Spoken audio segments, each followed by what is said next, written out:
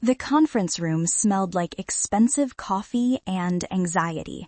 Claire Morrison arrived at Prestige Marketing Group 43 minutes before the scheduled presentation. Her hands trembled slightly as she spread her materials across the polished mahogany table, organizing everything for the third time that morning. The portfolio felt heavier than it should, weighted with 3 months of research, late nights, and money she couldn't really afford to spend. Outside, the floor-to-ceiling windows, Manhattan was waking up. Yellow cabs crawled through morning traffic. Steam rose from subway grates. Claire barely noticed. Her focus remained locked on the presentation boards propped against the wall, each one representing hours of work she'd poured into the Fletcher Technologies campaign. She'd borrowed $800 from her sister for the focus group data. The memory made her stomach twist. Her sister had 2 kids and a mortgage, but she'd sent the money anyway without asking questions. Claire promised herself she'd pay it back within a month. This presentation had to work. It had to. The campaign strategy was solid. She knew it was solid. Revolutionary even. Fletcher Technologies wanted to break into the consumer market after years of B2B dominance, and her approach threaded the needle perfectly. Professional credibility meets approachable innovation. She'd identified demographic sweet spots their competitors hadn't even considered. Her phone buzzed. Nina Patel's name lit up the screen. "You're there already, aren't you?" Nina's voice carried warmth even through the speaker. "Claire, it's 6:17 in the morning. I wanted to make sure everything was perfect. Everything is perfect. You've checked it 9,000 times. A pause. How are you feeling? Claire looked down at her hands. The coffee stain on her notes from yesterday mocked her. She'd tried to hide it under a clean sheet, but the edge still showed. Terrified. That's normal. This is huge. Nina's tone shifted, became fiercer. But you've got this. Your work is brilliant. They'd be idiots not to see it. Thanks, Nina. I mean it. Now breathe. I'll see you in an hour. The call ended. Claire set her phone down and forced herself to take a full breath. Then another. The conference room felt too big, too empty. Her reflection stared back from the windows, a ghost of a woman in affordable business casual, auburn hair pulled into a practical ponytail. She looked young, too young to be pitching to billionaires. The door opened. Josh Coleman walked in carrying a protein shake and wearing his standard agency-branded polo shirt. His sandy blonde hair looked deliberately messy, styled to seem effortless. He glanced at Claire's setup without real interest. "You're here early." He set his shake down, leaving a ring of condensation on the table. "Nervous?" "Prepared," Claire corrected. Josh laughed. It wasn't a mean sound, just dismissive. "It's basically the same thing, right? Either way, big day for the team." He picked up one of her presentation boards, tilted it to catch the light. Claire's jaw tightened. She wanted to snatch it back, but forced herself to stay still. Josh had a habit of inserting himself into other people's work, hovering around the edges of every project like he was involved. Veronica encouraged it. Josh was her nephew, after all. Family privilege dressed up as mentorship. "Interesting tagline," Josh said, still examining the board. "Did you test this with actual focus groups?" "Yes, 3 different demographic segments." The response rate was, Cool. He set it down without waiting for her answer. "Fletcher's people are pretty intense from what I hear. Hopefully Veronica doesn't throw you to the wolves." Claire's stomach dropped. "What do you mean?" Josh shrugged, already moving toward the door. "Just that these big clients like talking to senior staff, you know? Don't take it personally if she adjusts the presentation flow." He left before Claire could respond. She stood frozen, staring at the space where he'd been. Adjust the presentation flow. The words echoed in her head, setting off alarm bells she tried to ignore. Veronica wouldn't. She couldn't. This was Claire's project, her research, her strategy. Everyone knew that. Except nothing was guaranteed at Prestige Marketing Group. Claire had learned that in her 18 months at the agency. Credit flowed upward. Blame rolled down. She was junior staff, expendable, replaceable. Her hands found the edge of the table. She gripped it until her knuckles went white.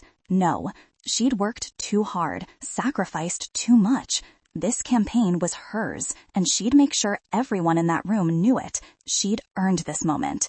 The door opened again. Veronica Strand entered like winter itself, all platinum blonde precision and cold blue eyes. She wore a designer suit that probably cost more than Claire's monthly rent. Her heels clicked against the floor with metronomic authority.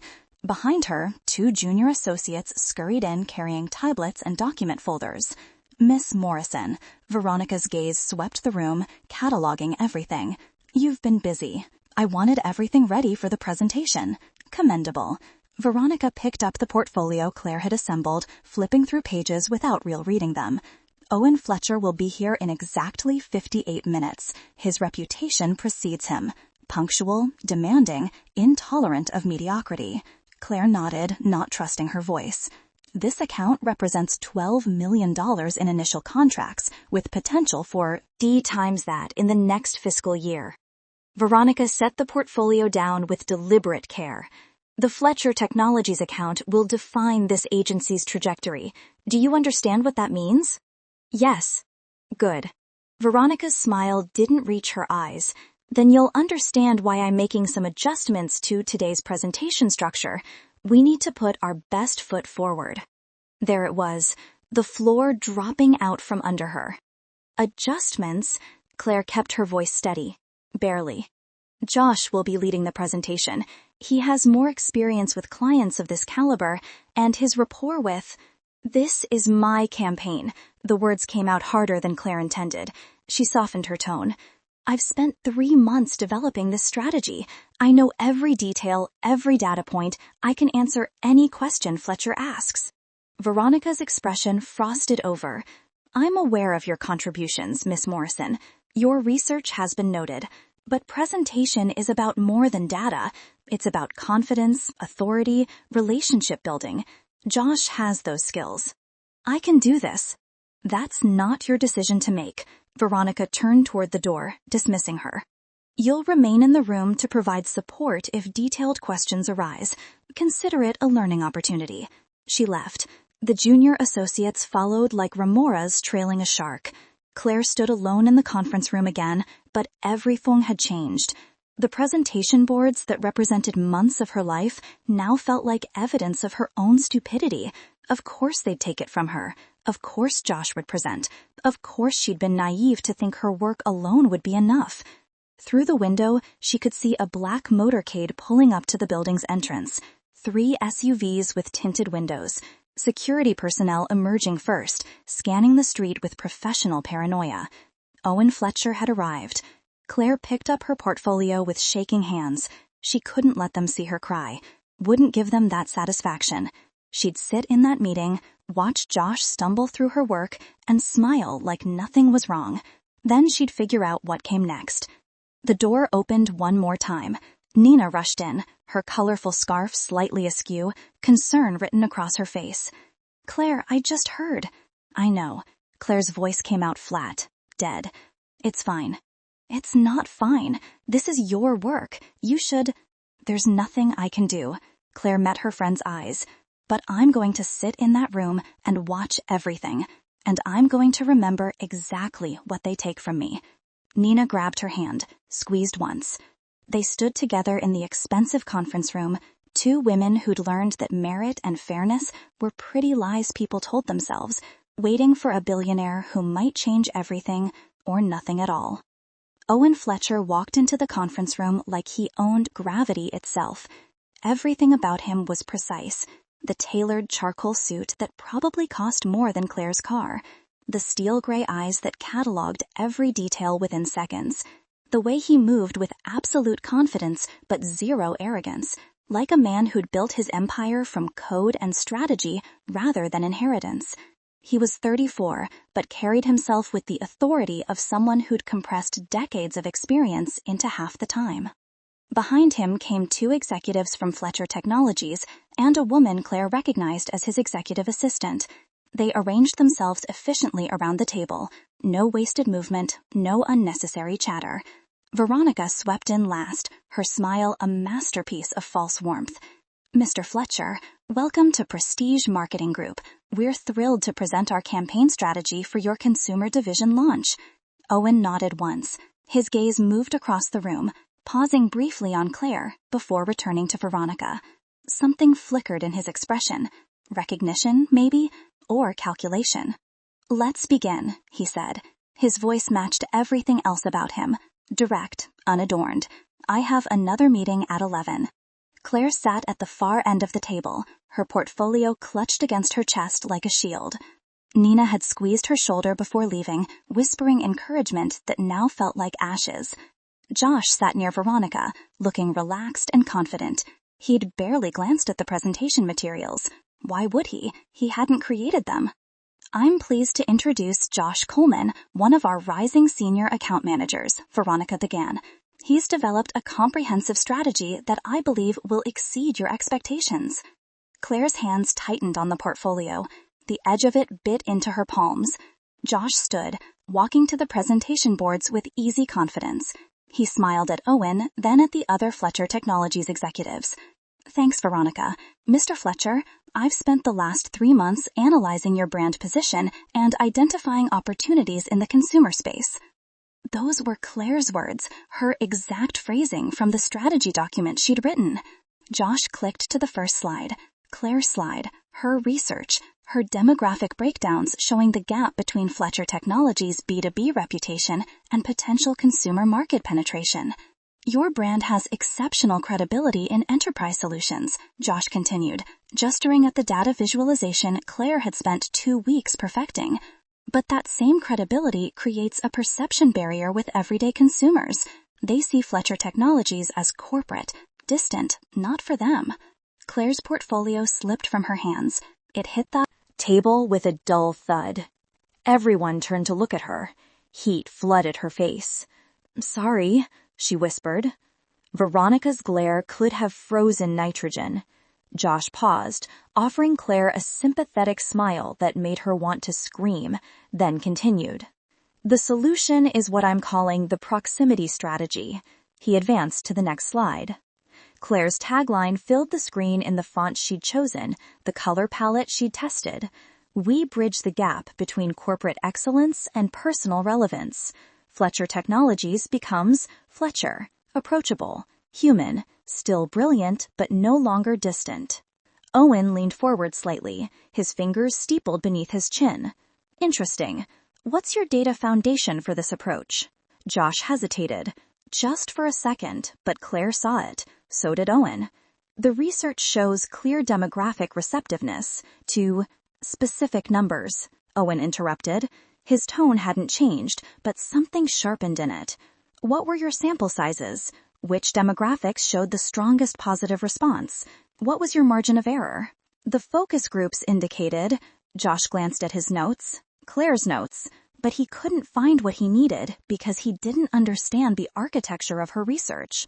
"Strong overall approval across multiple segments." How many segments? What were the defining characteristics? Sweat appeared on Josh's forehead. He shuffled through the presentation materials, searching. "The data breakdown is comprehensive. We tested suburban millennials, urban Gen Z, and what about the 45 to 60 demographic?" Owen's eyes never left Josh's face. "That's historically Fletcher Technologies' strongest customer base in B2B. How did they respond to diminishing the full brand name?" Silence stretched like pulled taffy. Claire knew the answer. She'd specifically researched that exact question because she'd anticipated it. The 45 to 60 demographic actually responded positively to the shortened brand name when it was paired with continuity messaging. They felt included in the evolution rather than abandoned by it. She'd documented everything, created specific recommendations for that segment. But Josh didn't know that. He'd never read past the surface materials. "That's an excellent question," Josh said, his voice too loud. "The traditional demographic maintains strong brand loyalty regardless of—" "That's not what I asked." Owen sat back. His expression remained neutral, but Claire saw the calculation happening behind those gray eyes. He knew. Somehow he knew. Veronica smoothly interjected. "Mr. Fletcher, perhaps I can provide some additional context." She launched into an explanation that sounded authoritative but lacked the specific depth Owen wanted. She'd reviewed Claire's work, but hadn't lived inside it for 3 months. The nuances escaped her. Claire's hands balled into fists beneath the table. Every cell in her body screamed to speak up, to explain, to reclaim what was hers. But the memory of Veronica's cold dismissal that morning held her frozen. Junior staff didn't interrupt senior presentations. Junior staff supported quietly and gratefully accepted whatever scraps of credit filtered down. Owen asked 3 more questions, each one targeted, specific, designed to probe the depth of understanding behind the strategy. Josh stumbled through 2. Veronica rescued him on the 3rd, but the damage was done. Claire could see it in Owen's posture, the way his interest had shifted from the presentation to the presenters themselves. He was watching Josh like a scientist studying a failed experiment. Then his gaze moved to Claire.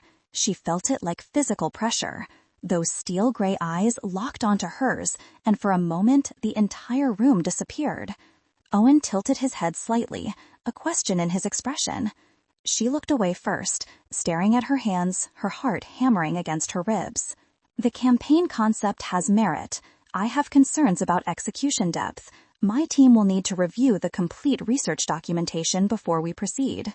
Veronica's smile tightened. Of course, we'll provide everything you need. Good.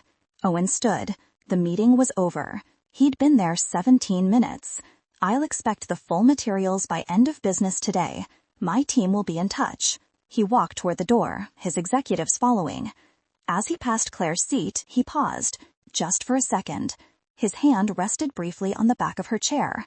Impressive demographic visualization, he said quietly.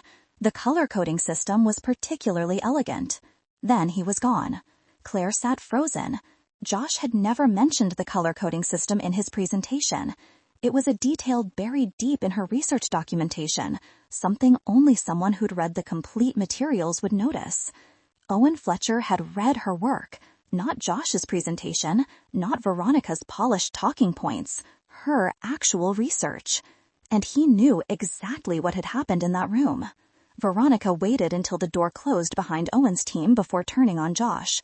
That was unacceptable. You should have been prepared for detailed questions. I knew the broad strokes, Josh protested. The concept is solid. Broad strokes won't close a $12 million account. Veronica's fury was ice-cold and surgical. Claire, I need the complete research files sent to Fletcher Technologies within the hour. Every document, every data point, everything. Can you manage that? Claire looked up. Her voice came out steadier than she felt. Yes. Then do it. Now. Everyone filed out. Nina appeared in the doorway, her expression asking 1,000 questions Claire couldn't answer yet. Josh brushed past without acknowledgement, already on his phone. Veronica swept away like a storm moving to terrorize a different coastline. Claire gathered her materials slowly. The presentation boards, the portfolio, the notes with coffee stains she'd tried to hide. Her 3 months of life reduced to props in someone else's performance. But Owen Fletcher had noticed. He'd seen through the theft in 17 minutes. She didn't know yet if that mattered, but something had shifted. Something had changed. Claire picked up her phone and began compiling the research files Owen requested. Every document, every interview transcript, every piece of data that proved the brilliant strategy Josh had presented belonged to someone else entirely. She attached her name to every file. Not prominently, not obviously, just her initials in the metadata, the file creation dates, the original draft timestamps. Breadcrumbs for anyone smart enough to look.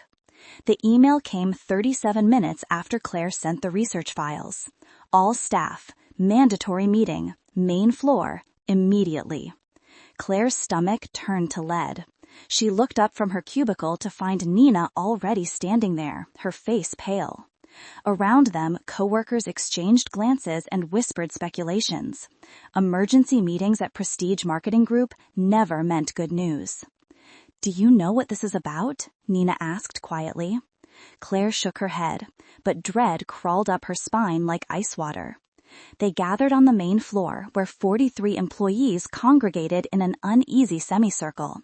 The space usually hummed with productive energy, designers and account managers and copywriters moving between workstations. Now it felt like a courtroom. Veronica stood at the center, Josh slightly behind her right shoulder. His expression was carefully neutral, but something flickered in his eyes when he saw Claire. Satisfaction, or maybe anticipation. "Thank you all for gathering on short notice," Veronica began. Her voice carried across the open floor plan with practiced authority. "I'm addressing everyone because what I'm about to discuss affects our entire agency culture." Claire's hands went cold. "This morning, we presented to Owen Fletcher of Fletcher Technologies. As many of you know, this represents our largest potential account this fiscal year." Veronica paused, letting the weight of those words settle. The presentation did not go as smoothly as anticipated. There were disruptions, unprofessional behavior, and I've since discovered the reason why. Every eye in the room found Claire. She felt their attention like physical blows. "Claire Morrison," Veronica continued, her tone shifting to something that approximated disappointment, "attempted to sabotage Josh Coleman's presentation through a series of unprofessional and frankly concerning actions." The words hit Claire like a slap. "That's not—" "Please don't interrupt." Veronica's smile was glacial. "I have documentation." She pulled up her tablet, projecting images onto the wall screen. Emails. Claire's emails. Questions she'd sent to various departments about the Fletcher Technologies account. Research requests. Meeting invitations to discuss campaign strategy. Normal work communications, now framed as something sinister. "Over the past 3 months, Miss Morrison has displayed an obsessive fixation on the Fletcher account," Veronica narrated, clicking through each email. Despite being informed that Josh Coleman was the lead on this project, she continued inserting herself into every aspect of development, sending unsolicited suggestions, requesting access to materials above her clearance level, creating what can only be described as a parallel campaign without authorization. Claire's mouth went dry. The emails were real, but the context was butchered beyond recognition. She'd been doing her job, research that Josh had explicitly asked her to handle because he was too busy with other clients. Veronica knew that. Everyone knew that. Except now they were staring at her like she'd committed corporate espionage. "I didn't sabotage anything," Claire said. Her voice shook but held. "That was my campaign, my research. I spent 3 months. You spent 3 months supporting Josh's project. There's a difference between contribution and ownership, Miss Morrison, a difference you seem unable to grasp." Josh stepped forward, his expression pained, sympathetic.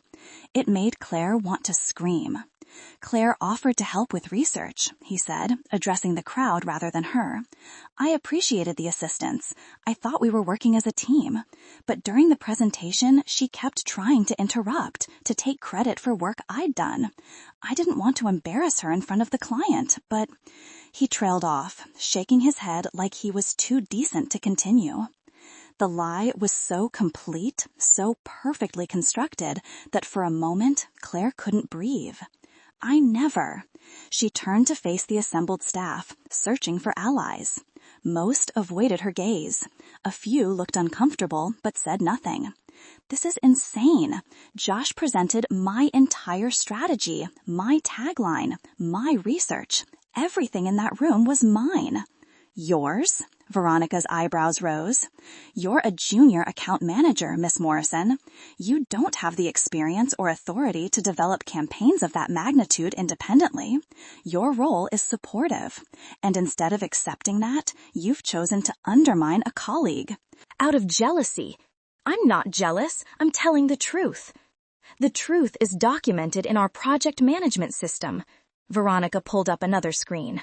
Assignment logs showing Josh Coleman as lead on the Fletcher Technologies account. His name attached to every major milestone. Claire's contributions listed as research support and administrative assistance. All accurate on paper, all gutted of reality. "You stole my work," Claire said. She was shaking now, fury and helplessness warring in her chest. "Both of you. You know it, I know it, and Owen Fletcher knows it too." The room went quiet. Veronica's expression hardened into something dangerous. That, she said softly, is exactly the kind of delusional thinking that makes this situation untenable. She turned to address the crowd again. A healthy workplace requires trust, collaboration, the ability to work as a team without personal agendas poisoning the environment. Miss Morrison has demonstrated repeatedly that she's incapable of meeting those basic professional standards. Claire felt Nina move closer, a small gesture of solidarity. It was something. Not enough, but something. I've reviewed Miss Morrison's employment file, Veronica continued. Performance reviews show consistent issues with authority, an inability to accept feedback, and an overinflated sense of her own contributions. Today's behavior represents a culmination of ongoing problems. Each word was a nail in a coffin Claire hadn't known was being binked around her. This is insane, she repeated, but her voice had lost its strength. Everyone was staring at her, like she was the problem, like she was the one who'd poisoned the workplace. I did nothing wrong. You disrupted a critical client presentation. You've made serious accusations against a senior colleague. And you're currently wasting company time by refusing to accept responsibility. Veronica's patience, manufactured as it was, had apparently expired. Clear your desk. Security will escort you out. The words landed like a physical blow. Fired. She was being fired. You can't, Claire started. I can, and I am. Veronica gestured, and a security guard Claire had seen 100 times in the lobby appeared at the edge of the crowd. Tom. His name was Tom. He had 3 kids and always wished her good morning. Now he looked at her with professional detachment. Effective immediately. You'll receive information about final payment and benefits termination via email. The crowd parted. A path opened between Claire and the exit.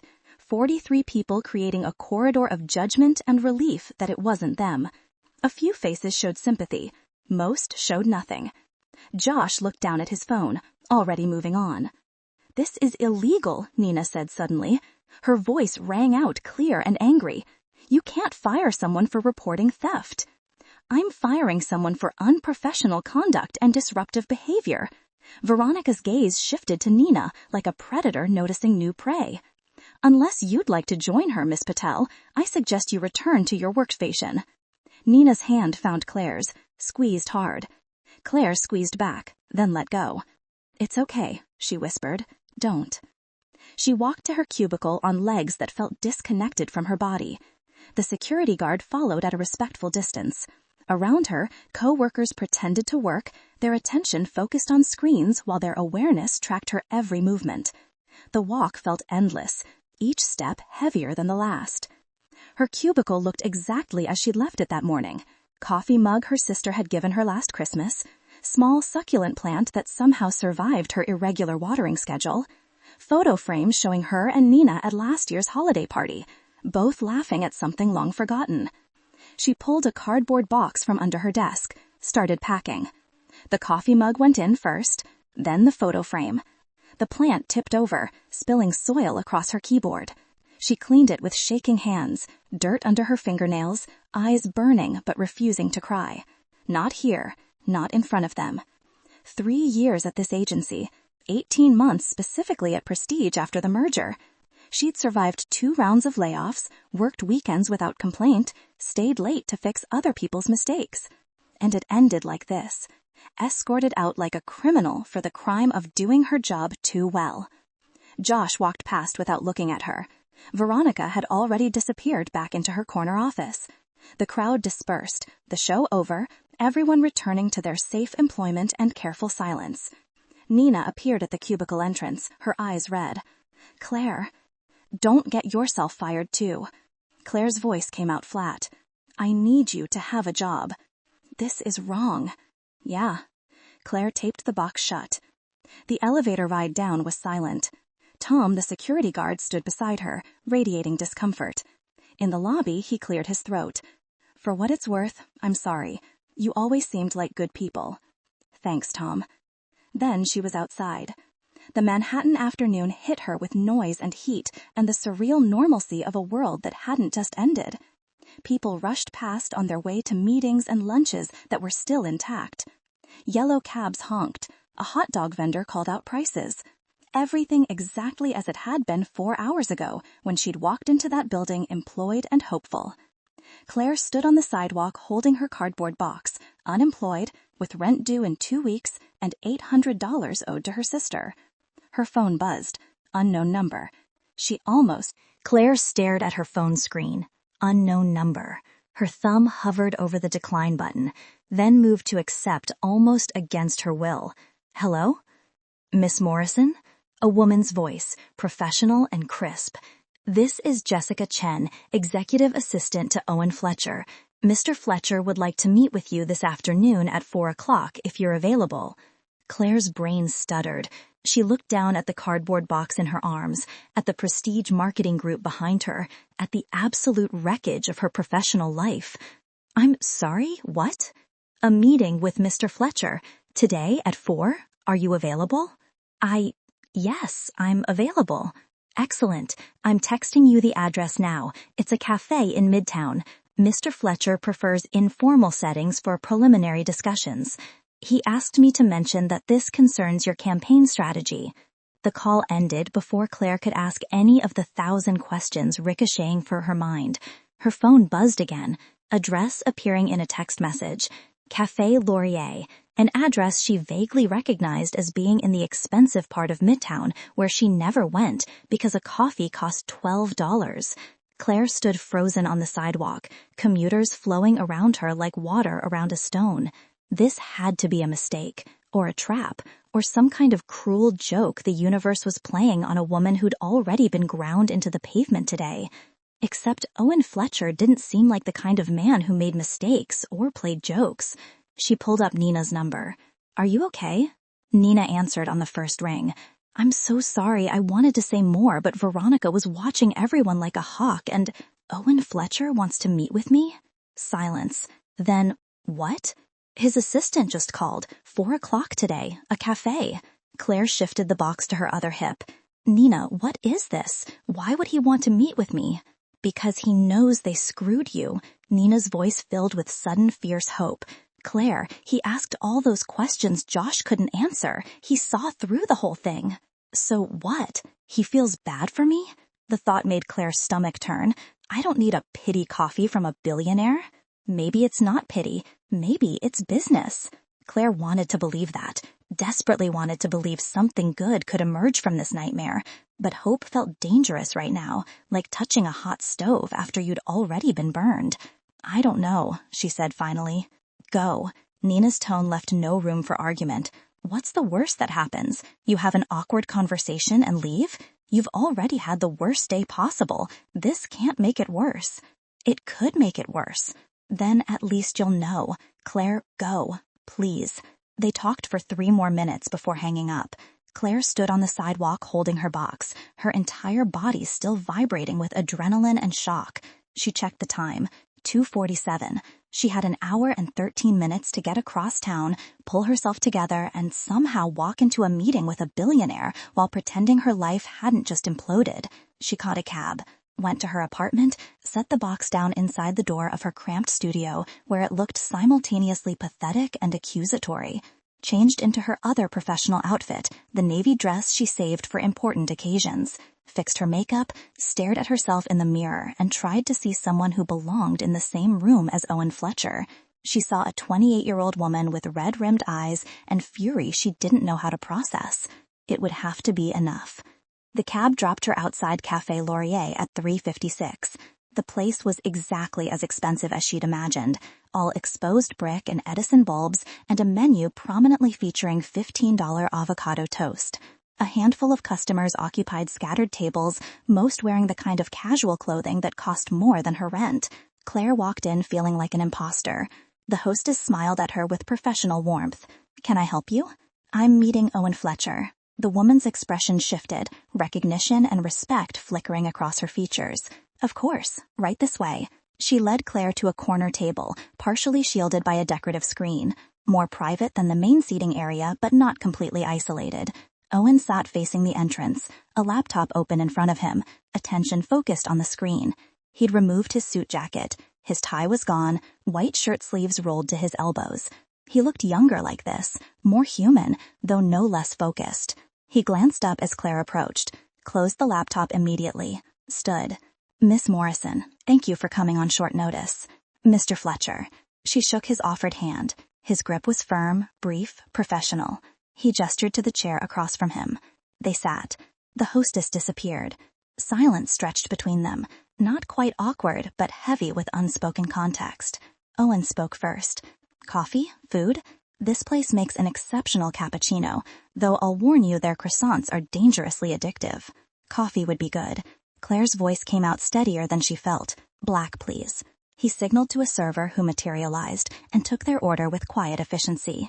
Then they were alone again, two people at a small table with the entire bizarre situation sitting between them like an uninvited guest. Owen spoke first. "I'll get straight to the point. I pulled your portfolio from Prestige Marketing Group server this afternoon. All of it. The original drafts, the research documents, the focus group transcripts. Everything." Claire's chest tightened. "That was confidential agency work." "It was your work presented under someone else's name."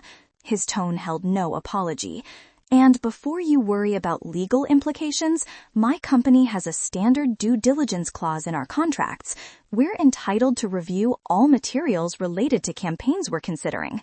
I simply exercised that right thoroughly." Their coffee arrived. Owen waited until the server left before continuing. "The metadata was illuminating," he said. "Every document originated from your user account. The timestamps show development over 3 months, consistent with deep research rather than last-minute assembly. The writing style is uniform across all materials, and Josh Coleman's name appears nowhere in the original files until yesterday when someone went back and added him as a contributor to the shared folders." Claire wrapped her hands around her coffee cup. The warmth helped ground her. "You noticed all that?" "I notice everything." Owen took a sip of his cappuccino. "That's why I'm good at what I do. Also why I knew within 5 minutes this morning that I was watching corporate theft happen in real time." The blunt acknowledgement hit Claire harder than she expected. Someone believed her. Someone knew. She'd spent the last 4 hours feeling crazy, gaslit, erased, and this man she barely knew had seen through it all in 5 minutes? "Why did you let them finish the presentation?" The question came out before she could stop it. "Curiosity. I wanted to see how far they'd go." Owen set down his cup. "Also, interrupting would have embarrassed you further. You were already trying to disappear into your chair." Heat flooded Claire's face. He'd noticed that, too. "I heard you were fired this afternoon," Owen continued. His gray eyes stayed locked on hers. "I have connections at Prestige. News travels fast." "Public execution." Claire's voice went flat. "In front of everyone. They accused me of sabotage, of being obsessed, of trying to steal credit from Josh. Then they escorted me out with a security guard." "I'm sorry that happened." "Are you?"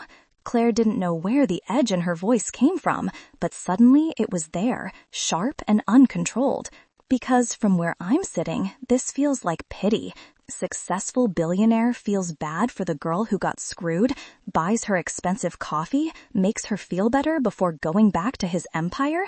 I don't need charity, Mr. Fletcher." Owen didn't flinch. If anything, he looked satisfied, like she'd passed some kind of test. "Good, because I'm not offering charity." He pulled a folder from his laptop bag, set it on the table between them. "Your campaign strategy is brilliant. Not good, not promising. Brilliant. The demographic analysis alone is worth 6 figures to the right company. The proximity strategy concept solves a problem my marketing team has been wrestling with for 8 months. And the implementation roadmap you created shows understanding of brand architecture that most agencies never achieve." Claire stared at the folder, didn't touch it. "I'm launching Fletcher Technologies' consumer division in 6 weeks, with or without Prestige Marketing Group. Preferably without, given what I witnessed today. I need someone who understands the strategy from foundation to execution, someone who can answer detailed questions because they lived inside the research, someone who can build and lead a team to implement this campaign at scale." He slid the folder across the table. I'm offering you a position, head of brand strategy for the consumer division.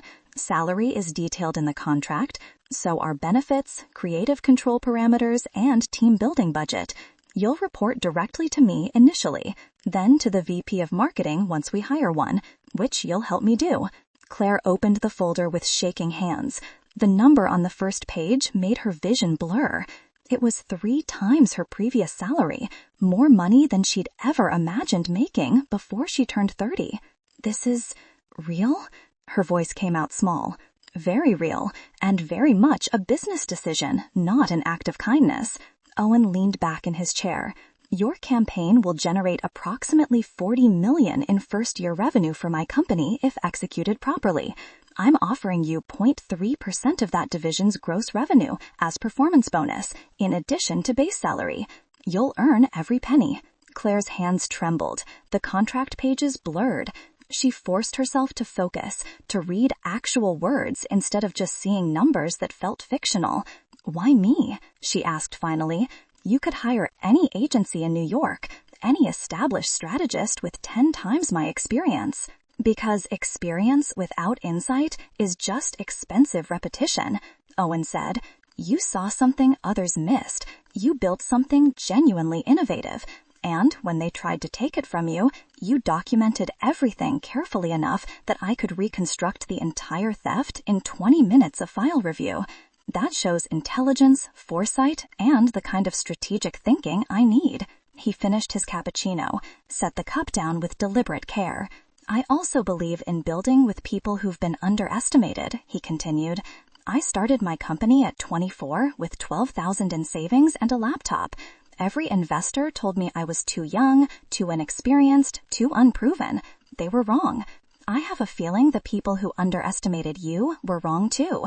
Claire looked at the contract, at the man across from her who'd somehow seen her value when everyone else saw convenient disposability, at the possibility of something she'd been afraid to want.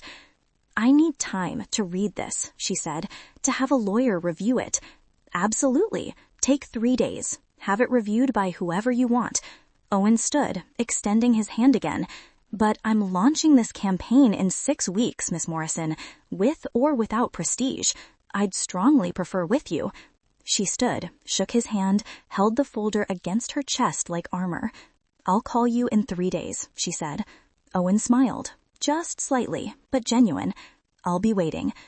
Claire sat in a lawyer's office in Brooklyn 3 days later, watching a woman named Patricia Lee read through Owen Fletcher's contract for the second time. Patricia was 46, had handled contract negotiations for 2 of Claire's former colleagues, and charged $200 an hour that Claire couldn't really afford but desperately needed. This is unusual, Patricia said, finally, setting down the pages. Not bad unusual, just unusual. How? Claire's knee bounced under the table. She forced it still. Most employment contracts this level are designed to protect the company at all costs. Restrictive covenants, intellectual property clauses that give them ownership of everything you create, even shower thoughts, termination terms that heavily favor the employer. Patricia tapped the contract with her pen. This protects you almost as much as it protects him. Claire leaned forward. Explain. The creative control clause gives you final approval on all brand strategy decisions within your domain, subject only to budget constraints and legal compliance. That's extraordinary autonomy for a new hire. Patricia flipped to another section. The intellectual property terms specify that strategic frameworks you develop remain partially your intellectual property. If Fletcher Technologies uses your methodologies in other divisions, you receive additional compensation. I've never seen that in a standard employment contract. What's the catch? Performance metrics are aggressive. You're expected to deliver measurable results within specific timeframes. Miss those targets significantly, and termination becomes possible. Patricia met Claire's eyes. But the targets are ambitious, not impossible. And the support structure they're offering gives you real resources to hit them. Claire had spent 3 days reading the contract until she could recite sections from memory. 3 days of barely sleeping, of texting Nina at 2 a.m. with questions and fears, of staring at her ceiling, wondering if this was real or some elaborate setup for another catastrophic failure. "What would you do?" she asked quietly. Patricia smiled. "I'd sign it. Then I'd work harder than I've ever worked in my life to prove he made the right choice." Claire signed. 1 week later, she walked into Fletcher Technologies headquarters for her first day. The building was glass and steel and ambition made architectural, 40 stories of innovation in Midtown Manhattan. Security knew her name. The elevator required a badge she'd picked up from HR the previous afternoon. Everything moved with the efficient precision she was learning characterized Owen's entire operation. Her office was on the 32nd floor. Not a corner office, but close. Windows overlooking the city, real walls instead of cubicle partitions, a desk that wasn't particle board held together with hope. Her name on the door in clean lettering, Claire Morrison, Head of Brand Strategy, Consumer Division. She stood in the doorway for a full minute, just staring. "It's real." Claire turned. Owen stood in the hallway, holding 2 coffee cups. He offered her one. "Black, right?" "Right, thank you." "Team meeting in 20 minutes. Conference room down the hall." He gestured with his cup. "I've assigned 3 people to your department initially. You'll meet them today. If you need additional headcount, make your case and we'll discuss budget." 3 people? Claire's mind was already racing. What are their specializations? 1 data analyst, 1 project coordinator, 1 junior strategist. Their files are on your desk. Owen checked his watch. "You have 19 minutes. I'll see you in the conference room." He left before she could respond. Claire entered her office, sat in her chair. It was ergonomic and comfortable and probably cost more than her first car. 3 personnel files waited in a neat stack on the otherwise empty desk. She opened the first one, then the second. The third made her breath catch. Nina Patel, graphic designer, contract position. Claire grabbed her phone, fingers shaking as she pulled up Nina's number. It rang twice. "You're at Fletcher Technologies," Claire said. "Owen hired you." "Technically, you hired me." Nina's voice bubbled with barely contained excitement. "His HR person called yesterday, said the head of brand strategy had requested me specifically for a project. Contract runs 6 months, with possibility of permanent placement. Claire, the pay is double what I was making at Prestige." "I didn't request you. I didn't know I could." "Owen did then. He probably figured you'd want someone you trust." A pause. "Are you mad?" "Mad? Nina, I'm..." Claire's voice cracked. She pressed her palm against her eyes. "I'm incredibly grateful. When do you start?" "Already here. I'm in the design studio on 28. It's amazing. Claire, they have equipment I've only read about." They talked for 3 more minutes before Claire had to go. She gathered the personnel files and headed to the conference room, her heart beating too fast. Everything still feeling surreal and fragile, like a dream she might wake from. The conference room held 4 people when she arrived. Owen sat at the head of the table. 3 others occupied chairs along the sides, all looking at her with expressions ranging from curious to cautiously optimistic. "Claire Morrison, your team," Owen said. "David Park, data analyst. Jennifer Wu, project coordinator. Michael Torres, junior strategist. Everyone, Claire is heading the Consumer Division brand strategy. She'll be leading the Fletcher campaign launch. What she says goes. Questions about resources or obstacles come to me, but strategic decisions are hers." He stood. "I'll leave you to it. Claire, my office is on 40 if you need anything." Then he was gone, and Claire was alone with 3 strangers who were suddenly her responsibility. She took a breath, sat down. "Okay, let's talk about what we're building." The next 3 weeks blurred together in a frenzy of work that made her previous overtime look leisurely. Claire lived inside the campaign, refining strategy, building implementation frameworks, coordinating with product development and manufacturing and distribution. Her team worked long hours, but never felt exploited because she worked beside them, because they could see the vision taking shape, because it mattered. Nina integrated seamlessly, translating Claire's strategic concepts into visual language that elevated everything. David's data analysis caught potential demographic gaps Claire had missed. Jennifer kept 8 different work streams organized without breaking a sweat. Michael asked smart questions that sharpened weak points in the strategy. They became a team, a real one, built on competence and mutual respect instead of politics and fear. Owen appeared periodically, Usually late at night when Claire was still at her desk, reviewing materials or responding to the endless stream of questions that came with launching a new division. He'd bring coffee, ask pointed questions about progress, offer resources she didn't know she could access. "You're still here," he observed one Thursday at 11:15 p.m., finding her in the conference room surrounded by presentation boards and sample packaging. "Launch is in 3 weeks." Claire didn't look up from the color calibration she was reviewing. "These package designs need approval by Monday." "They worked 14 hours today. I'm not going to ask them for more." She finally glanced at him. "You're still here too." "Fair point." Owen picked up one of the package mock-ups, examining it with the same focused intensity he brought to everything. "This is good. The color psychology is subtle but effective. Nina's work, she's brilliant. You're building a strong team." Claire set down her pen, rubbed her eyes. "I'm trying. Some days I still feel like I'm faking it, like someone's going to realize I don't actually know what I'm doing, and this whole thing will collapse." "That's called imposter syndrome," Owen said. "Everyone successful has it. The difference is whether you let it paralyze you or use it to stay sharp." He set down the mock-up. "Go home, Claire. The packaging will still be here tomorrow. You're no good to anyone exhausted. You're here. I'm a workaholic with terrible boundaries. Don't use me as your baseline for healthy behavior." He smiled slightly. "Go home. That's not a suggestion." Claire gathered her materials. Owen walked her to the elevator, a courtesy that felt simultaneously thoughtful and unnecessary. They stood in comfortable silence as the elevator descended. "Thank you," Claire said as the doors opened to the lobby, "for all of this. The opportunity, the team, Nina. I know you said it's business, but it's more than that, at least to me." Owen's expression softened just slightly. "You're earning everything you're getting, Claire. Don't forget that." She went home, slept 5 hours, came back and did it again. The campaign launch approached like a freight train.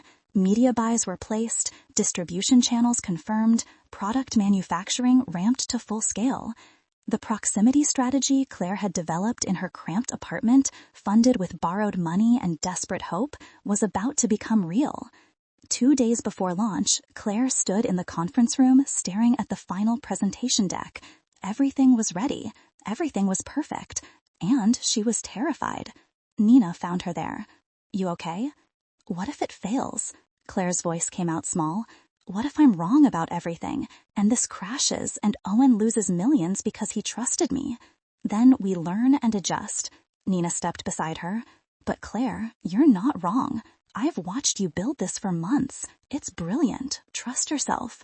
"I don't know how." "Yes, you do. You trusted yourself enough to refuse pity coffee from a billionaire, to demand real work instead of charity, to build a team and lead them." Nina squeezed her shoulder. "Trust that person. She knows what she's doing." Claire took a shaking breath, then another. Okay. Launch day arrived bright and cold. Claire wore her best suit, the one she'd bought specifically for this, and walked into Fletcher Technologies at 7 a.m. Her team was already there. Owen appeared at 7:30, calm and focused and ready. At 9 o'clock, they went live. The campaign hit every platform simultaneously: social media, streaming services, traditional advertising, influencer partnerships. The proximity strategy in full execution. Fletcher Technologies becoming Fletcher, approachable and innovative and human. Claire watched the metrics roll in on screens David had set up in the conference room. Engagement rates, click-throughs, social sentiment. Every number that would tell them whether she'd been brilliant or catastrophically wrong. The first hour was agony. The second hour showed promise. By hour 4, they knew. It was working. 3 months after launch, Claire stood in her office reviewing quarterly performance data that seemed too good to be real. The Fletcher Consumer Division had exceeded first-quarter projections by 38%. Social media engagement rates remained consistently high. Brand perception tracking showed exactly the shift from corporate distance to approachable innovation they'd targeted. The proximity strategy wasn't just working, it was succeeding beyond anyone's projections. Her phone buzzed. Owen's assistant. "Mr. Fletcher would like to see you on 40 when you have a moment. I'll be right up." Claire gathered her tablet and headed to the elevator. 3 months had changed things. She walked through Fletcher Technologies now with confidence instead of imposter syndrome. Employees knew her name. Her team had expanded to 7 people.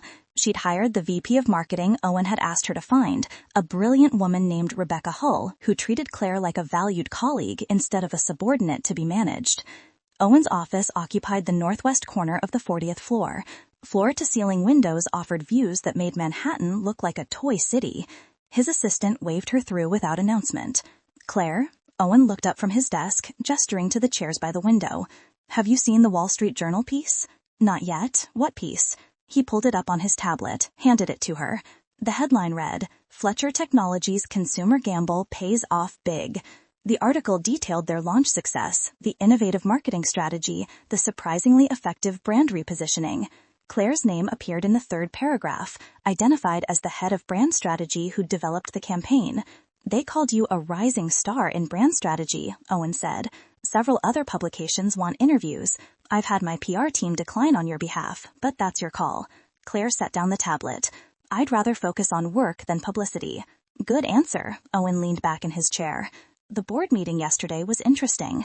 They want to expand the consumer division faster than originally planned, triple the product line by next fiscal year, which means tripling your team and budget." "That's aggressive. Can you handle it?" Claire considered. The honest answer was she didn't know, but 3 months ago she wouldn't have known she could handle anything she'd already accomplished. "Yes, but I'll need to hire carefully. Growth without the right people becomes chaos." "Agreed. Work with Rebecca on the hiring plan." Owen paused. "There's something else. Industry news. Prestige Marketing Group lost 3 major accounts this quarter, including 2 they'd held for over 5 years. Claire's stomach tightened. She hadn't thought about Prestige in weeks, had been too consumed with her own work to care about her former employer's trajectory. What happened? Word spreads in this industry. What they did to you, how they handled the Fletcher pitch. Clients don't like agencies that steal from their own employees. Owen's expression remained neutral. Veronica Strand was demoted last week. Josh Coleman was let go entirely. The news should have felt like vindication. Instead, Claire just felt tired.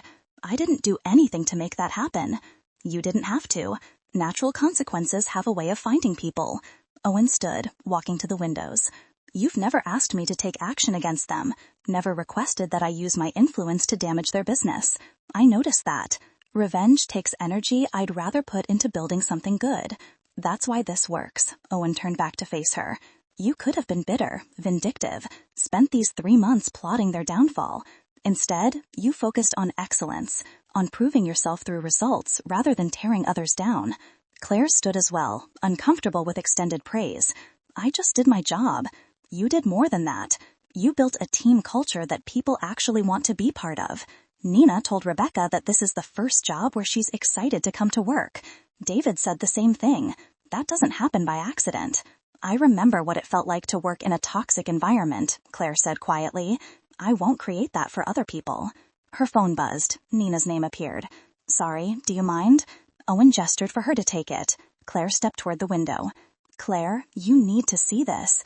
Nina's voice carried an edge she couldn't identify. "Check your email, the one from the Industry Awards Committee."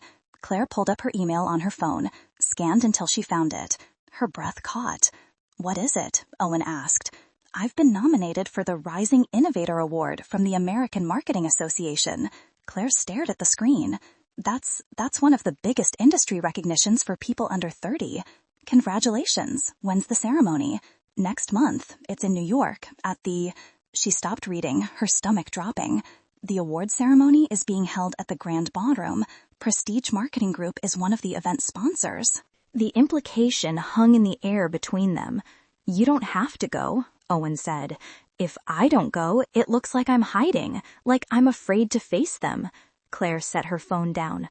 "But if I do go, it becomes a confrontation. Everyone in that room will know the history. It'll be a spectacle.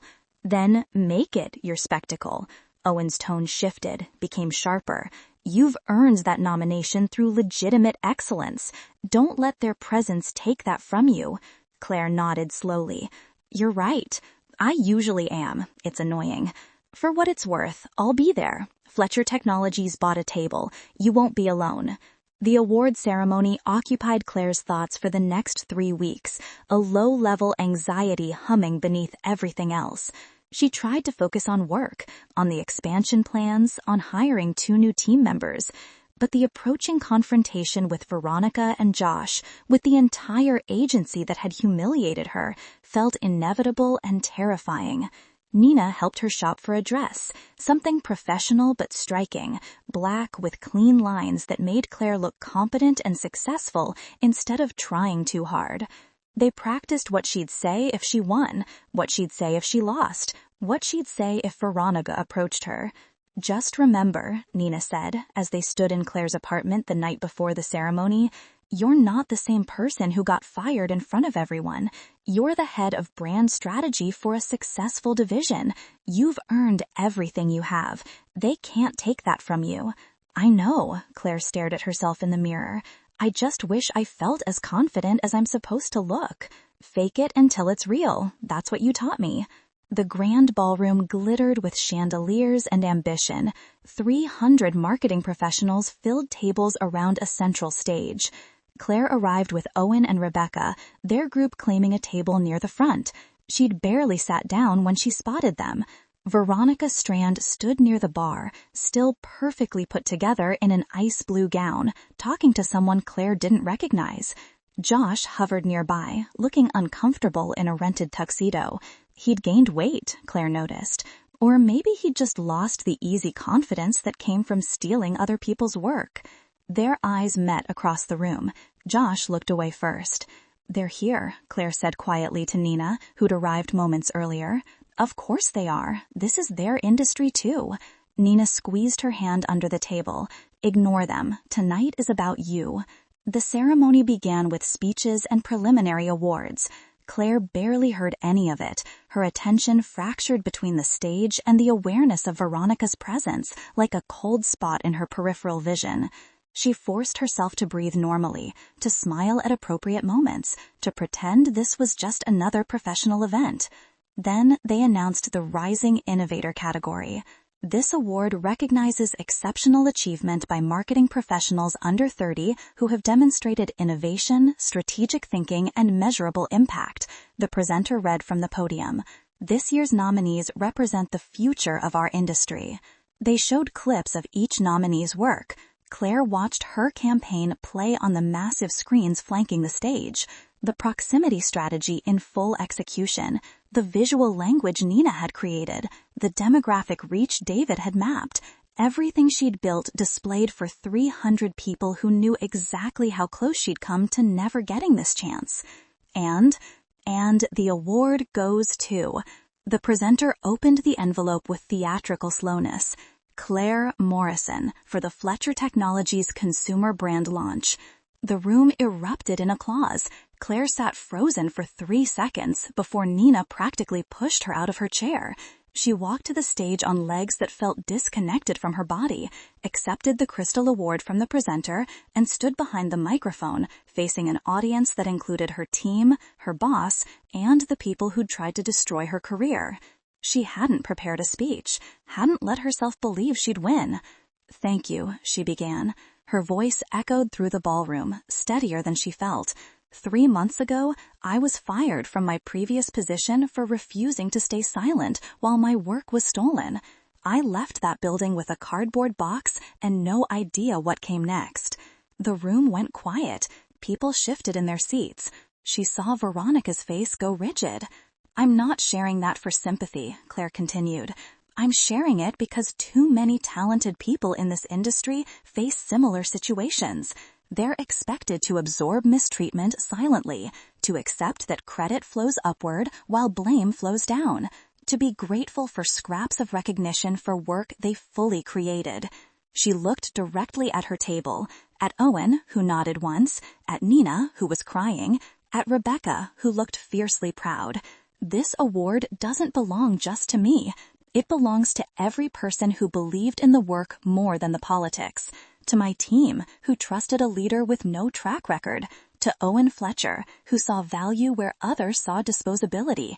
And to anyone who's ever been told their contributions don't matter." She raised the award slightly. Excellence doesn't require permission. It just requires commitment to doing the work that matters, even when no one's watching. Thank you." The applause was thunderous. Claire walked off stage and back to her table where her team stood to hug her. Owen shook her hand with genuine warmth. Around them, people approached to offer congratulations, to ask about opportunities at Fletcher Technologies, to network. Veronica never approached. But as the evening wound down and people began filtering toward the exits, Claire found herself face-to-face with Josh Coleman in the hallway outside the ballroom. He looked older than she remembered, tired. His tuxedo hung slightly wrong, rented rather than tailored. "Congratulations," he said. The word came out stiff. "Your speech was honest." "Thank you." Silence stretched between them. Josh shifted his weight. "I want to say, what we did wasn't right. I knew it wasn't right. I let Veronica convince me it was just how the industry works, that junior people support senior people and everyone benefits. Except the junior people whose work gets stolen." "Yeah," Josh looked down. "I'm sorry. For what it's worth, which is probably nothing, I'm sorry." Claire studied him. The apology felt genuine, born from consequence perhaps, but genuine nonetheless. She could destroy him right now with a few well-chosen words, could make sure everyone knew exactly what he'd done. She chose differently. "I accept your apology," she said quietly, "and I hope you learned something from this." She walked past him without waiting for a response. Nina and Owen waited by the entrance. Rebecca had already left. The three of them walked out into the cool New York night, award in Claire's hands, the whole surreal evening settling into something like reality. "That was a good speech," Owen said as they waited for his car. "It was honest." "Same thing," he smiled. "You're handling success well, Claire. That's rarer than you'd think." The car arrived. Owen opened the door for her and Nina. As they drove through Manhattan toward their respective apartments, Claire looked at the Crystal Award reflecting streetlights and thought about the woman who'd stood on this same sidewalk 3 months ago, unemployed and terrified. She'd come so far, built so much, proven everyone who dismissed her catastrophically wrong. And somehow, it was only the beginning. The press conference was scheduled for 10 o'clock on a Tuesday morning in Fletcher Technologies' main presentation hall. 200 journalists and industry analysts filled the seats, cameras positioned to capture every angle. Claire stood backstage with Owen and Rebecca, reviewing talking points one final time, while her stomach performed acrobatics. "You've done this before," Rebecca said, adjusting Claire's lapel microphone. "Same presentation you gave the board last week. They loved it." The board was 12 people in a conference room. This is 200 journalists looking for a story. Claire glanced at the monitor showing the packed auditorium. What if they focus on the prestige situation instead of the expansion? Then you redirect to the work. Owen's tone was calm, grounding. "You're not announcing your personal history. You're announcing a $200 million expansion of the consumer division. That's the story." He was right. Today was about business. Fletcher Technologies was expanding its consumer product line, tripling manufacturing capacity, entering international markets. Claire's team had grown to 15 people. The proximity strategy had generated $83 million in first-year revenue, exceeding even Owen's optimistic projections. This press conference existed to announce their next phase, not to rehash past grievances. Except Claire knew how media worked. Conflict sold.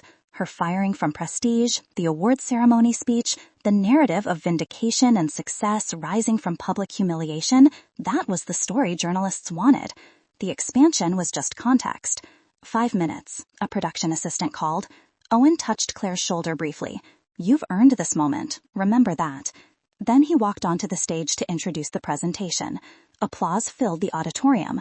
Claire watched on the monitor as Owen commanded the room with effortless authority, outlining Fletcher Technologies' consumer division success and future trajectory. He spoke for 7 minutes, building anticipation, before introducing her. Leading this expansion is Claire Morrison, our head of brand strategy, whose innovative proximity strategy has fundamentally changed how consumers perceive Fletcher Technologies. Claire. She walked onto the stage into a wall of camera flashes and expectant silence. The podium felt both protective and exposing. She gripped its edges, looked out at 200 faces, and began. "Good morning. 6 months ago, Fletcher Technologies made a strategic decision to enter the consumer market with a brand repositioning campaign designed to bridge the gap between corporate excellence and personal relevance. She clicked to the first slide. Revenue graphs showing the steep upward trajectory. Social sentiment analysis demonstrating the shift in brand perception. Market share gains in every targeted demographic. The results speak for themselves. We've exceeded first-year projections by 41%. Customer satisfaction ratings are at 92%. Brand awareness in our target demographics has increased by 67 points. Claire moved through slides methodically, building the case. This success creates both opportunity and responsibility. Today, we're announcing a major expansion. She outlined the plan. New product lines launching in 3 categories. International expansion into European and Asian markets. Strategic partnerships with major retailers, invest in sustainable manufacturing. Everything her team had spent 3 months developing compressed into a 15-minute presentation that made it sound inevitable rather than the result of countless late nights and difficult decisions. The journalists took notes, cameras captured every word, and Claire felt herself settling into the presentation, the nervousness burning away in the focus required to communicate complex strategy clearly. She finished with projected 5-year growth numbers that made several analysts sit up straighter. We're not just expanding Fletcher's consumer presence. We're redefining what's possible when brand strategy aligns perfectly with product excellence and consumer need. Questions? 20 hands shot up immediately. Claire pointed to a woman in the front row. Yes? Sarah Mitchell, Tech Industry Daily. Can you talk about how you developed the proximity strategy? What research informed that approach? This was safe territory. Claire walked through the demographic analysis, the focus group findings, the insight that led to the brand simplification. Professional, detailed, exactly the kind of content she'd prepared for. 3 more questions followed in similar veins. Market positioning, competitive advantage, international expansion challenges. Claire answered each one precisely, building credibility with every response. Then a man in the back raised his hand. Claire pointed to him. David Park, Marketing Insights magazine. He stood, and Claire's stomach dropped as she recognized the name. Park was known for aggressive questioning, for finding the conflict angle. 6 months ago, you were fired from Prestige Marketing Group after they allegedly stole your campaign work and presented it as their own. How much of today's success is about proving them wrong versus genuine business strategy? The room went silent. Every camera focused on Claire's face. This was the moment she dreaded, the personal narrative crashing into the professional achievement. She took a breath, met Park's eyes directly. That's a fair question. The short answer is that my previous employment situation is irrelevant to Fletcher Technologies' business strategy. The long answer is more complicated. She paused, choosing words carefully. What happened at my previous employer taught me important lessons about organizational culture and leadership. I learned that environments built on politics rather than merit ultimately fail, that protecting mediocrity costs more than investing in excellence, that the best defense against being undervalued is doing work so good it speaks for itself. Claire gestured to the slides behind her. These results aren't about proving anyone wrong. They're about what happens when talented people receive resources, autonomy, and respect. My team created this success. The 15 people who work harder than anyone should have to because they believe in what we're building. That's the story. Not my firing, not vindication, just excellent people doing excellent work. Park nodded slowly and sat down.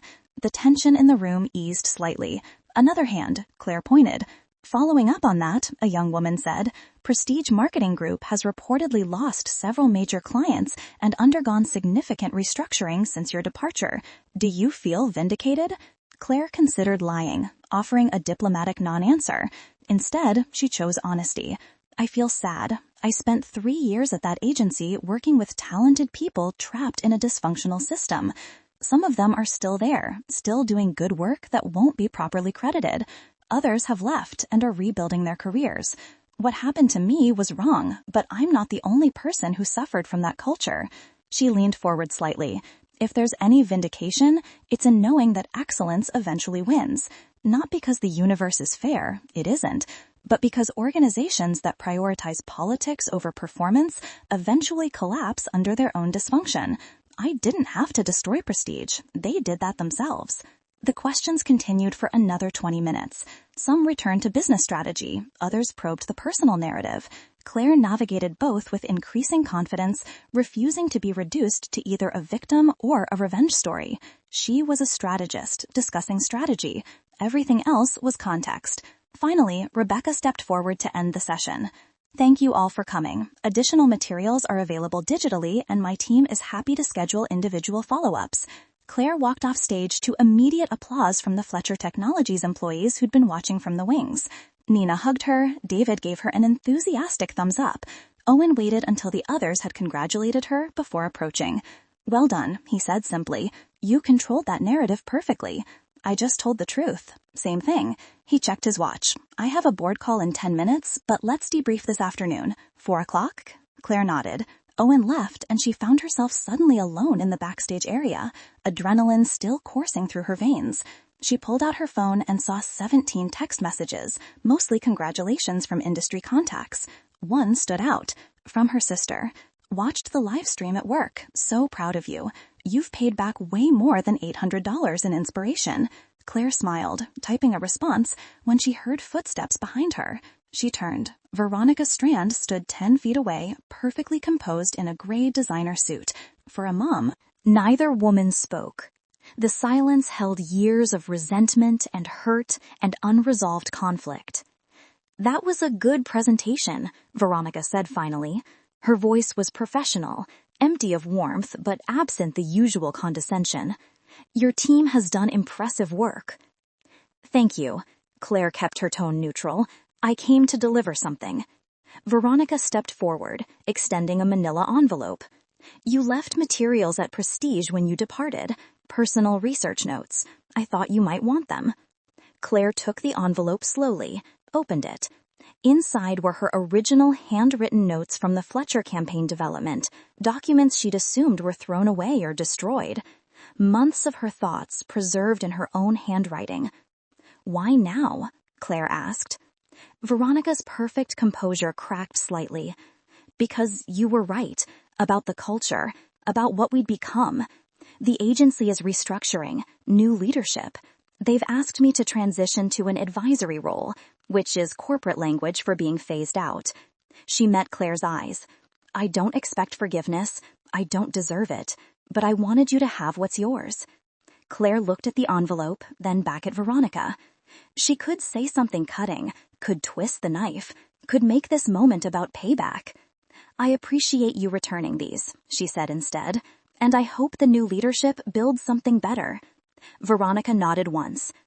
Your speech at the awards ceremony, you said excellence doesn't require permission. That's been haunting me. She paused.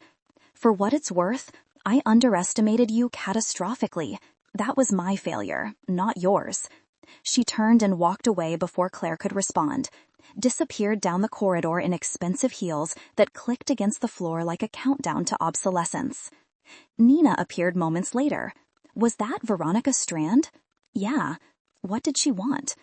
Claire looked at the envelope in her hands, at the notes that represented who she'd been before everything changed. To return something that belonged to me, and maybe to acknowledge what she took. They stood together in the backstage area, the press conference over, the expansion announced, the past finally beginning to feel like the past rather than an open wound. Outside, journalists were already writing their stories. Some would focus on the business success. Others would emphasize the personal redemption narrative. Claire didn't control any of that. She could only control the work, the team she built, the culture she created, the strategy she developed with care and precision, and the hard-won knowledge that excellence was both the best revenge and the only thing that mattered. Her phone buzzed. Owen's assistant. Mr. Fletcher's 4 o'clock meeting has been moved to his office rather than the conference room. He said to bring your international expansion draft. Claire texted back confirmation. Then she gathered her materials, dropped the envelope of old notes in her office on the way, and headed upstairs to discuss the future with a man who'd seen her value when everyone else saw disposability. The past was over, the present was working, and the future stretched ahead like an unwritten strategy waiting to be developed. 6 months later, Claire Morrison arrived at Fletcher Technologies at 7:30 on a Wednesday morning, carrying coffee and a portfolio that contained the international expansion proposal she'd been refining for 3 weeks.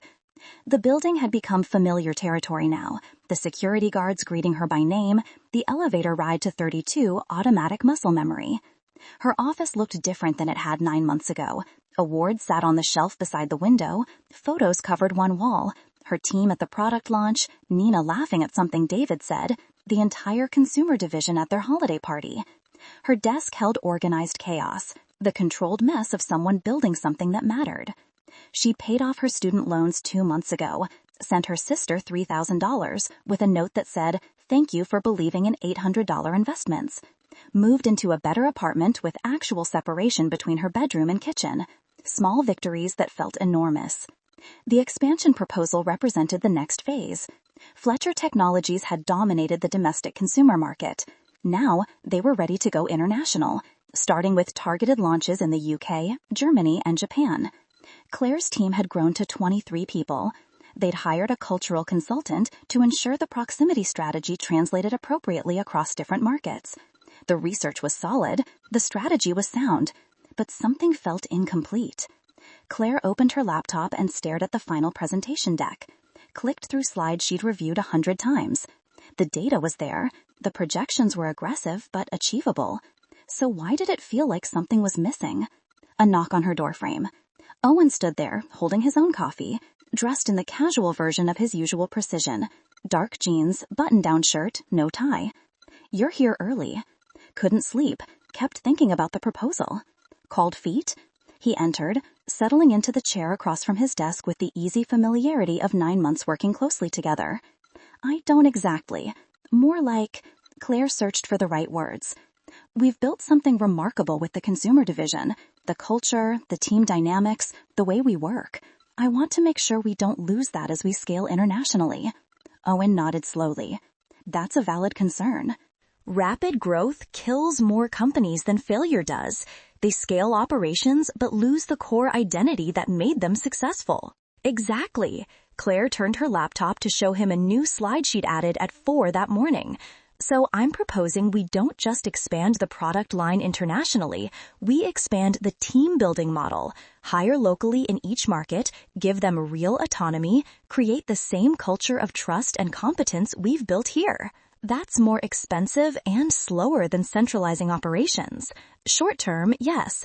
Long term, it builds sustainable presence instead of colonial expansion. Claire pulled up financial projections. "We'll take a margin hit initially, but the cultural authenticity and employee retention will pay off within 18 months. Owen studied the numbers, his expression unreadable. Claire had learned to wait out his silences, to let him process without filling the space with anxious chatter. This was how he worked: intense focus, careful consideration, then decisive action. "This is good," he said finally. "Better than good. It's the right approach." He looked up at her. "Present it to the board next week exactly like this. They'll push back on the costs. Stand firm." "Even if they threaten to reject the whole expansion?" "They won't, and if they do, we'll find another path." Owen set down his coffee. "Claire, you've earned the authority to make these strategic calls. Stop asking permission and start trusting your judgment." The words hit deeper than he probably intended. 9 months ago, she'd been afraid to speak up in meetings. Now she was proposing 8-figure international strategies and defending cultural investments against board scrutiny. "When did that happen?" she asked quietly. "When did I become someone who makes decisions like this?" "Gradually, then suddenly." Owen smiled slightly. "That's how most transformation works. You don't notice it happening until you look back and realize you're not the same person anymore." Her phone buzzed. Nina's name appeared. "Team meeting in 20 minutes. Michael has the Japan market research ready." "I should go," Claire said. Owen stood. "One more thing. There's an article running in Forbes next week. They interviewed me about the consumer division's success. I made it clear that you're the architect of this entire strategy. Expect more interview requests." "I'm not good at self-promotion." "You're excellent at discussing your work, which is different." He moved toward the door, then paused. "The board is also discussing a new VP position, Vice President of Global Brand Strategy. It's yours if you want it. Significant equity stake, seat in strategic planning meetings, authority to build teams across all divisions." Claire's breath caught. I'm 28. So, I started this company at 24. Age is irrelevant if the competence is there. Owen's expression turned serious. Think about it. No pressure, but you've outgrown your current role, and we both know it. He left before she could respond. Claire sat alone in her office, staring at the space where he'd been, trying to process the offer. VP of Global Brand Strategy? It felt impossible and inevitable simultaneously. 9 months ago, she'd been fired in front of 40 people and escorted out by security. Now she was being offered a position that would make her one of the youngest executives at a Fortune 500 company. The team meeting pulled her back to immediate reality. 23 people gathered in the large conference room they'd claimed as their permanent space. Michael presented Japan market research with characteristic thoroughness. Jennifer outlined the operational timeline. David walked through demographic projections that made everyone cautiously optimistic. Nina caught Claire's eye during a transition and mouthed, "You okay?" Claire nodded. After the meeting, they walked back to Claire's office together. "Something happened," Nina observed. "You have that look." "What look?" "The one where you're processing something big but haven't decided if it's good or terrifying." Nina settled into the chair Owen had vacated earlier. "Talk." Claire told her about the VP offer. Watched Nina's face cycle through shock, excitement, and fierce pride. "You're taking it," Nina said. "It wasn't a question." "I don't know. It's a lot of responsibility. What if I'm not ready?" "Claire," Nina leaned forward. 9 months ago, you told me that excellence doesn't require permission. You've built an entire division proving that. This is just the next step. It feels different when it's about me instead of the work. It's never been separate. You are the work. The strategy, the culture, the results, all of it comes from who you are and how you lead." Nina's expression softened. "That scared woman holding a cardboard box on the sidewalk, she's gone. You're someone else now. Someone who's earned this." Claire looked at the photos on her wall. Her team. The launches, the victories, small and large. Nina was right. She had changed. Not just professionally, but fundamentally. She'd learned to trust her judgment, to lead with confidence, to build something meaningful instead of just surviving. Her phone buzzed again. An unknown number. She almost ignored it, then recognized the area code. Boston. "Hello?" "Claire Morrison?" A woman's voice, professional and energetic. "This is Dr. Rebecca Walsh from Harvard Business School. I'm reaching out because we're developing a case study on successful brand repositioning strategies, and your work with Fletcher Technologies is exactly the kind of innovation we want to feature. Would you be interested in participating?" Claire caught Nina's eye, mouthed Harvard. Nina's eyes went wide. "I'd be honored," Claire said. "What would that involve?" They talked for 10 minutes. The case study would be used in MBA marketing courses. Claire would need to provide documentation, participate in interviews, potentially guest lecture. Her strategy would be taught to future business leaders as an example of effective brand transformation. After the call ended, Claire sat in stunned silence. "Harvard wants to teach your strategy," Nina said slowly. "That's insane. That's incredible. That's proof," Claire finished, "that what we built matters beyond just this company." A text arrived from Owen. "Board meeting scheduled for Tuesday 2 p.m. You're presenting the international expansion. Also, think about the VP role. We can discuss specifics whenever you're ready." Claire looked at her calendar. 5 days until the board presentation. A career-defining decision waiting for her answer.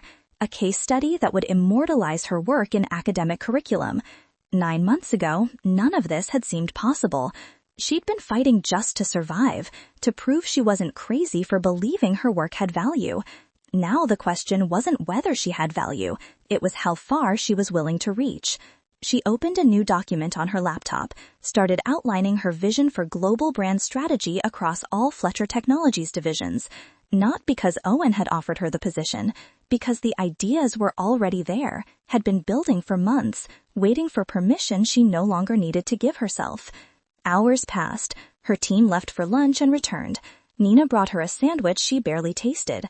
The vision took shape on the screen, a framework for building brand excellence through cultural authenticity, employee empowerment, and strategic patience. Everything she'd learned, everything she'd built, distilled into a coherent philosophy. At 6:30, she saved the document, sent it to Owen with a simple message. "My answer is yes. Here's my vision for the role."